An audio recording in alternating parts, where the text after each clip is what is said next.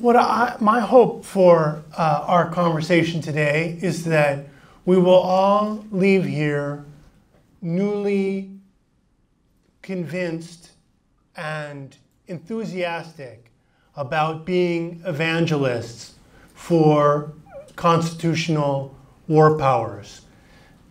I think that we have an opportunity now for a culture change and a need for a culture change from a world in which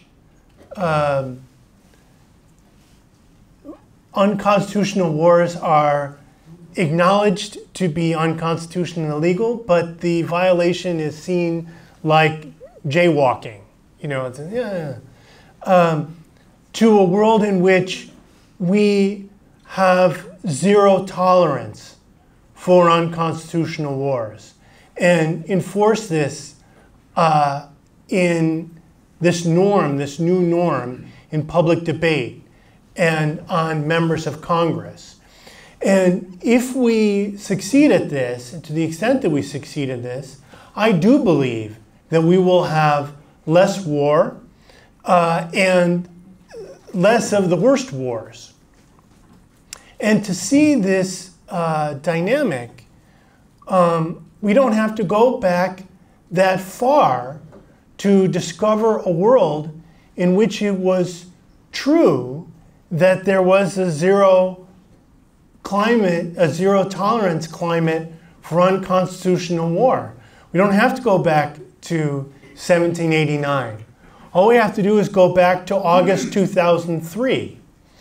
That's the last time that Congress really insisted and put its foot down against unconstitutional war. President Obama threatened to bomb Syria without congressional authorization. 200 members of the House, Republican and Democrat, wrote to President Obama, although it was the August congressional recess and many of them were out of town, they proved that just because they're in recess doesn't mean that they can't act. They wrote to President Obama and said, you can't do this without us. And then when he agreed to that, agreed to go to Congress to seek authorization before bombing Syria, he wasn't able to get it because the majority of Congress would not agree. And many of you were involved in that struggle, so you know what I'm talking about. But I think we should talk about it more because in the subsequent period, the norm has reverted. And we need to restore that norm. Part of restoring that norm is telling that story. Because we've reverted to a world in which people act as if, yeah, Congress is supposed to authorize war, but that never happens. Actually, it's not true. It's not true that it's always been like this. As recently as August 2013, Congress stood up, said you can't do this without us. And then, in a way, it had, I don't know if you'll agree, it had a more robust debate than happened in 2002, in the sense that the outcome really wasn't predetermined. You know, as we saw, that the majority of Congress said no, which was something unprecedented and unexpected by the establishment. And President Obama's decision to go to Congress was unprecedented and unexpected by the establishment. The day after, you remember President Obama's Rose Garden speech where he said, I'm going to Congress. The Sunday New York Times the next day said, it's a matter of when, not if, the United States will bomb Syria. Apparently they went to press before Obama's speech in the Rose Garden. That shows you the gap between, you know, what happened and the expectations of the establishment. I believe we can restore that world of August 2013.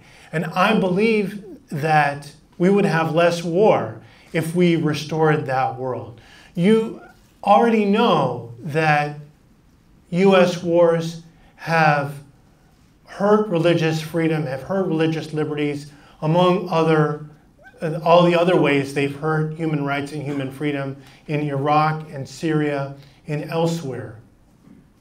Key to preventing this in the future is not just having less war, though that certainly would, right there, it should be obvious. If you want to have less war, make war harder. How can we make harder? One way would be on enforcing the War Powers Clause of the Constitution and the War Powers Resolution of 1973. That's why they're there. It's supposed to be hard.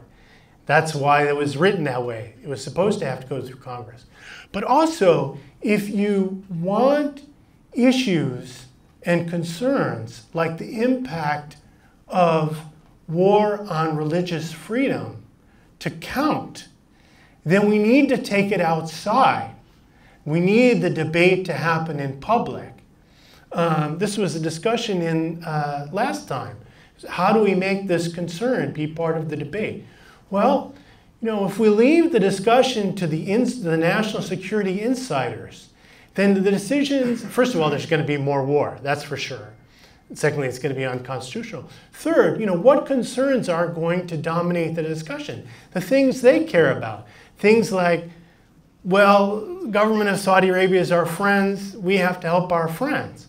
Not what are the consequences for religious minorities in Iraq and Syria. So this is why this is so urgent. Now, how do we start? We start, I submit, by doing. Yes, we need to do propaganda and evangelism, that's why we're here. But also, in order to create this world in which there are different expectations, in which there is zero tolerance for unconstitutional war, we need to give people different experiences to change this mindset that unconstitutional war is just like jaywalking. It happens all the time. Nobody's ever going to do anything about it. We need people to have more August 2013 type experiences. And that's why, in addition to the biblical catastrophe, the question of Yemen is now so important. As you all know, the U.S.-Saudi war in Yemen has created the worst humanitarian crisis in the world. There is no case that this war was authorized by Congress, not even a bad case. It has nothing to do with the 2001 authorization for the use of military force. It has nothing to do with Al-Qaeda. It has nothing to do with fighting Al-Qaeda. In fact, Al-Qaeda is on the other side of the war. Al-Qaeda is on the Saudi side of the war, the side that the United States is supporting. And this is not conspiracy theory. I wish it were. This has been reported in the New York Times. This was just the subject of another expose in the Associated Press, which I think you have in your packet, that the Saudis have actively recruited Al-Qaeda to their side of the war. That's the side the U.S. is supporting. And even the U.S. government, even the administration, this one and the last one, has admitted that this war has strengthened Al-Qaeda, which the U.S. government says is the most dangerous branch of Al-Qaeda. So on every front, the worst humanitarian catastrophe in the world, created by the U.S.-Saudi war and blockade, no case at all that it was ever authorized by Congress. No case at all that it's anything to do with protecting Americans. No case at all that it has anything to do with fighting Al-Qaeda. In fact, it's the exact opposite. It's fighting on behalf of Al-Qaeda or on the same side of Al-Qaeda. So this is the most extreme case. And it's a case where we have a toehold because of what's already happened in Congress. In March, Senator Bernie Sanders, Senator Mike Lee, Senator Chris Murphy introduced a bill invoking war powers, forcing a debate and vote. The first time in history these provisions were ever invoked in the Senate, and got 44 senators to vote against this, and produced unprecedented media attention to the war and sparked unprecedented public mobilization. And now we are in a moment where just last Thursday, Representative Khanna, Representative Adam Smith, Representative Pocan, Representative McGovern, and others announced their intent that this month they will introduce legislation invoking the War Powers Resolution to force a debate and vote in the House. Now, this was tried last fall, and the House leadership blocked a vote. So there's going to be a struggle now over whether we get to have a vote, and we need a huge bipartisan push to put pressure on the House leadership to allow a vote on this bill. And this is why this moment is so urgent for all of us here, because we need all your help to do this. But so you understand the multiple urgency of this. This is the worst humanitarian crisis in the world. This is our best case politically against unconstitutional war right now. And we're in this, we're at a cusp of history with respect to the House, because no matter what happens in November, there will be a new speaker and there will be new rules in the House and supposed reforms. And one of the reforms that should be demanded is that we can have votes on war and peace, particularly on unconstitutional, unauthorized war, like we tried to do last fall, like we are trying to do now.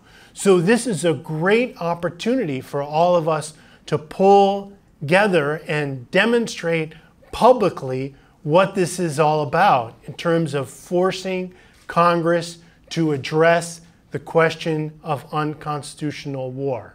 And we have people here that are already involved in this effort. Keen Bott from the Congressional Progressive Caucus. So I hope that, among other things, this event today will spark that discussion where we will turn a corner on this biblical catastrophe and at the same time turn a corner on unconstitutional war and congressional inaction. Thank you.